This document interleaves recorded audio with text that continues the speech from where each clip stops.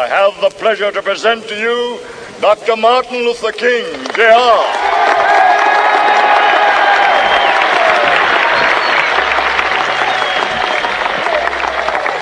I am happy to join with you today in what will go down in history as the greatest demonstration for freedom in the history of our nation.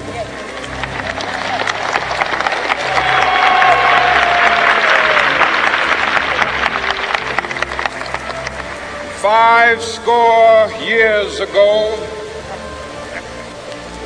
a great American in whose symbolic shadow we stand today signed the Emancipation Proclamation. This momentous decree came as a great beacon light of hope to millions of Negro slaves who had been seared in the flames of withering injustice. It came as a joyous daybreak to end the long night of their captivity.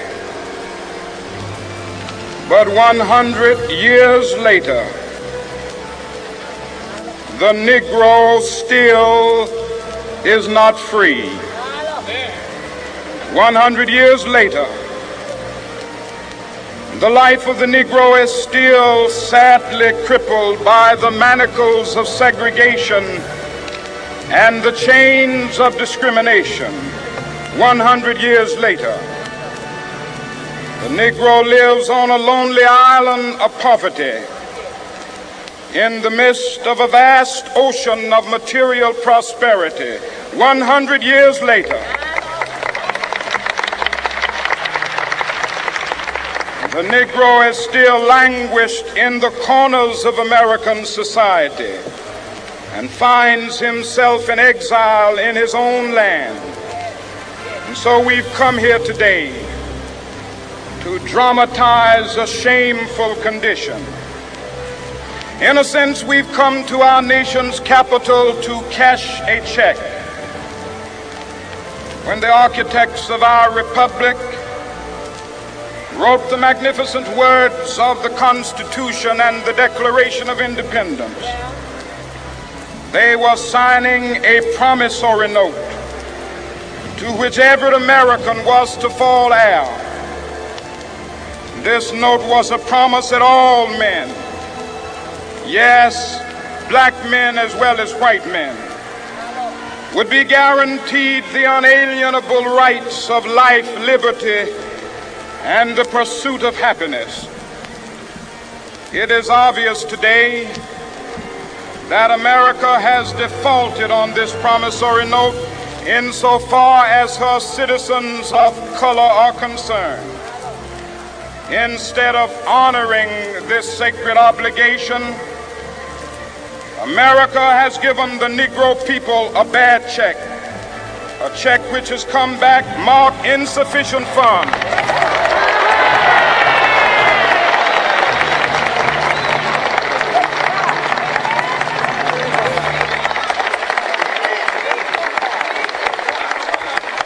But we refuse to believe that the Bank of Justice is bankrupt. We refuse to believe that there are insufficient funds in the great vaults of opportunity of this nation. And so we've come to cash this check, a check that will give us upon demand the riches of freedom and the security of justice.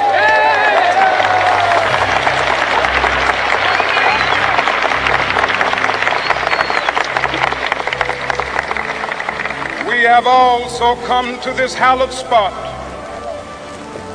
to remind America of the fierce urgency of now. This is no time to engage in the luxury of cooling off or to take the tranquilizing drug of gradualism.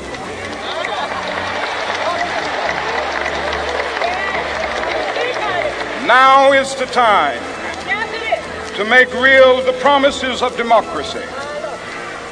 Now is the time to rise from the dark and desolate valley of segregation to the sunlit path of racial justice.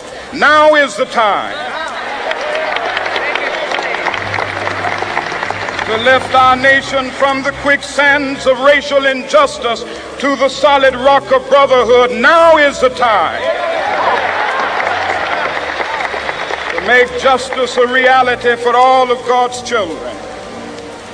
It would be fatal for the nation to overlook the urgency of the moment.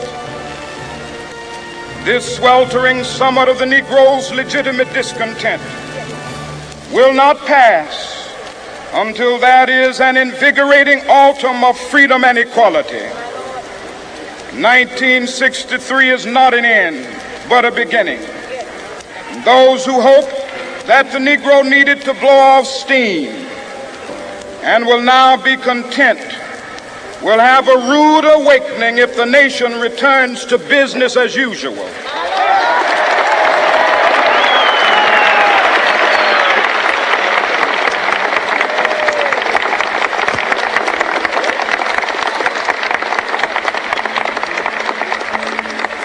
There will be neither rest nor tranquility in America until the Negro is granted his citizenship rights.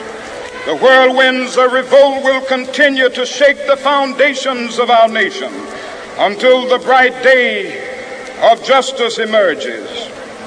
But that is something that I must say to my people who stand on the warm threshold which leads into the palace of justice. In the process of gaining our rightful place, we must not be guilty of wrongful deeds. Let us not seek to satisfy our thirst for freedom by drinking from the cup of bitterness and hatred.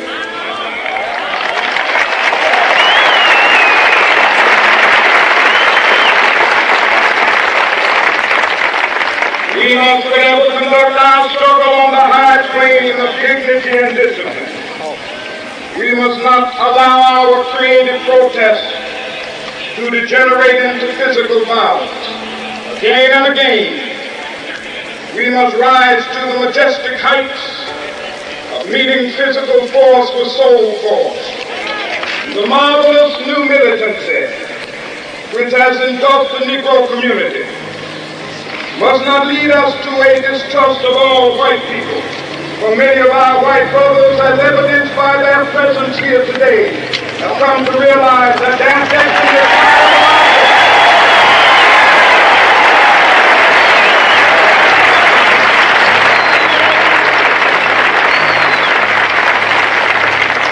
They have come to realize that their freedom is inextricably bound to our freedom. We cannot walk alone. As we walk, we must make the pledge that we shall always march ahead. We cannot turn back. There are those who are asking the devotees of civil rights, when will you be satisfied? We can never be satisfied as long as the Negro is the victim of the unspeakable horrors of police brutality.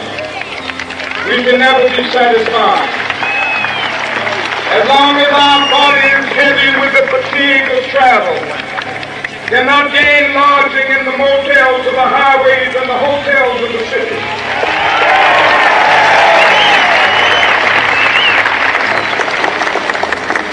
We cannot be satisfied as long as a Negro in Mississippi cannot vote and a Negro in New York believes he has nothing for which to vote.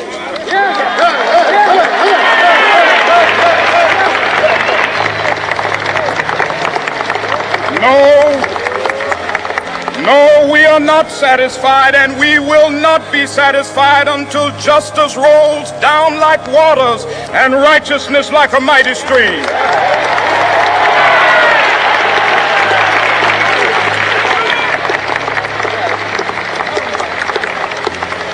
I am not unmindful that some of you have come here out of great trials and tribulations. Some of you have come fresh from narrow jail cells. Some of you have come from areas where your quest for freedom left you battered by the storms of persecution and staggered by the winds of police brutality. You have been the veterans of creative suffering. Continue to work with the faith that unearned suffering is redemptive.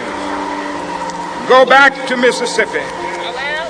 Go back to Alabama. Go back to South Carolina. Go back to Georgia. Go back to Louisiana. Go back to the slums and ghettos of our northern cities, knowing that somehow this situation can and will be changed. Let us not wallow in the valley of despair. I say to you today, my friends,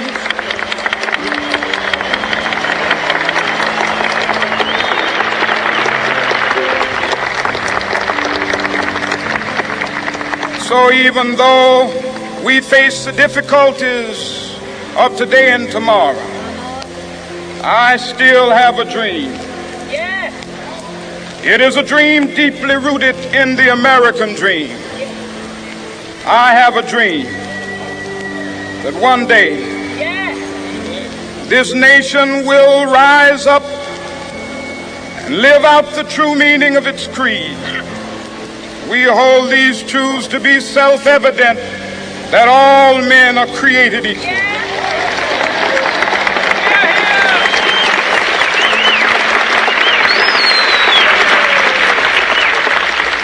I have a dream that one day on the red hills of Georgia, the sons of former slaves and the sons of former slave owners will be able to sit down together at the table of brotherhood. I have a dream that one day even the state of Mississippi, a state sweltering with the heat of injustice, sweltering with the heat of oppression, will be transformed into an oasis of freedom and justice. I have a dream that my 4 little children will one day live in a nation where they will not be judged by the color of their skin, but by the content of their character. I have a dream today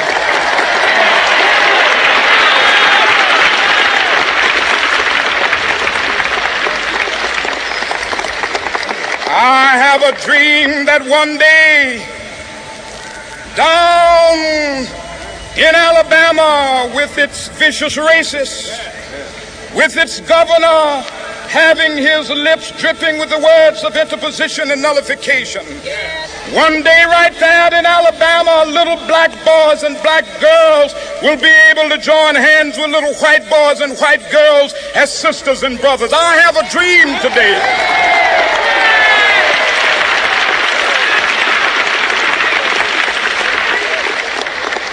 I have a dream that one day every valley shall be exalted, and every hill and mountain shall be made low. The rough places will be made plain, and the crooked places will be made straight. And the glory of the Lord shall be revealed, and all flesh shall see it together. This is our hope. This is a faith that I go back to the South with. With this faith, we will be able to hew out of the mountain of despair a stone of hope. With this faith, we will be able to transform the jangling discords of our nation into a beautiful symphony of brotherhood. With this faith, we will be able to work together, to pray together, to struggle together, to go to jail together, to stand up for freedom together, knowing that we will be free one day. This will be the day. This will be the day when all of God's children will be able to sing with new meaning, "My country, tears of thee. Sweet land of liberty, of thee I sing. Land where my fathers died, land of the pilgrim's pride. From every mountainside, let freedom ring. And if America is to be a great nation, this must become true. And so let freedom ring from the prodigious hilltops of New Hampshire. Let freedom ring from the mighty mountains of New York. Let freedom ring from the heightening Alleghenies of Pennsylvania. Let freedom ring from the snow-capped Rockies of Colorado. Let freedom ring from the curvaceous slopes of California. But not only that, let freedom ring from Stone Mountain of Georgia. Let freedom ring from Lookout Mountain of Tennessee.